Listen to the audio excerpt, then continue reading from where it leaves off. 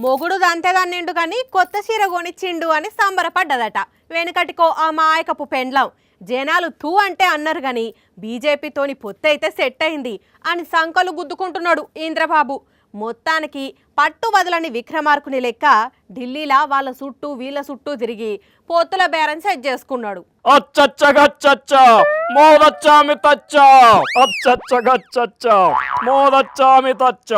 ఏంది సార్ కండ్లట్లయినాయి? రాత్రంతా నిద్రపోకుండా జాగారం చేసిండ్రా ఏంది? రాత్రంతా కంటి మీద కొనుక్కులేదు. తెల్లవారులు పోలీస్ స్టేషన్ ముందు సెంట్రీ లాగా మెలకువతో ఉన్నాను. That is my commitment. అబ్బా మీరు గ్రేట్ సార్. చాలా మంది 12 కొట్టేదాకా మెలకువతోటి ఉండి ఆ తర్వాత నిద్రపోతారు. మీరు తెల్లందాక మెలకువతోనే ఉండరంటే మామూలు విషయం కాదు. నైట్ వాచ్మెన్ కూడా 1 గంట సేపు అయినా పడుకుంటాను. నేను ఒక్క క్షణం కూడా నిద్రపోలేదు. దట్ ఈస్ మై పట్టుదల, దట్ ఈస్ మై ఆలోచన. ఈ వయసులో కూడా ఇంత నిష్ఠగా ఉపవాసాలు జాగారాలు ఉండుడంటే ఉత్తముచ్చట కాదు. అవును గాని ఏదన్నా గుడికి పోయారా, ఇంట్లోనే ఉన్నారా? ఇంటి ముందు కాపలాగా. అదేంది రాత్రి టీవీలో భక్త ప్రహ్లాద, నర్తనశాల, భక్త కన్నప్ప, దక్షయజ్ఞం సినిమాలు వేసిండ్లు. అవి చూడకుండా ఇంటి ముందు ఏం చేసిండ్లు సార్? ఆ దేవుడు ఇంట్లో ఉన్నారు. ఆ దేవుడి దర్శనం కోసం రాత్రంతా ఇంటి ముందు కాపలాగాశారు. దేవుడంటే ఎంత భక్తి సార్ మీకు? ఏ గుడికి పోయిండ్లు సార్? ఢిల్లీ. అంత దూరం ఎందుకు పోయిండ్లు సార్?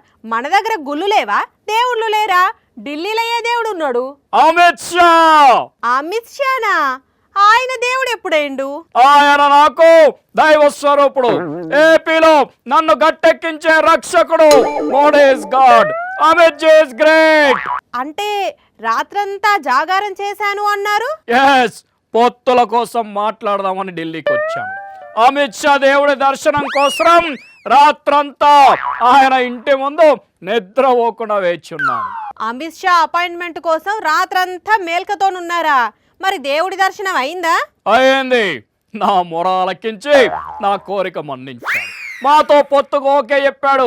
దట్ ఈస్ మై భక్తి, దట్ ఈస్ మై పొత్తు. Modi is God, Amit ji is great. ఇదెక్కడి భక్తి సార్? పోయినసారి ఎలక్షన్ల టైంలా మోడీని పొల్లు తిట్టినవు. అమిత్ షా తిరుపతి వస్తే ఆయన కారు మీద రాళ్ళేయించినవు. అప్పుడు లేని భక్తి ఇప్పుడు ఏడికెళ్ళొచ్చింది? తిట్టినప్పుడు తిడతామండి, అవసరమైతే కాళ్ళు పట్టుకుంటాం. That is my political game.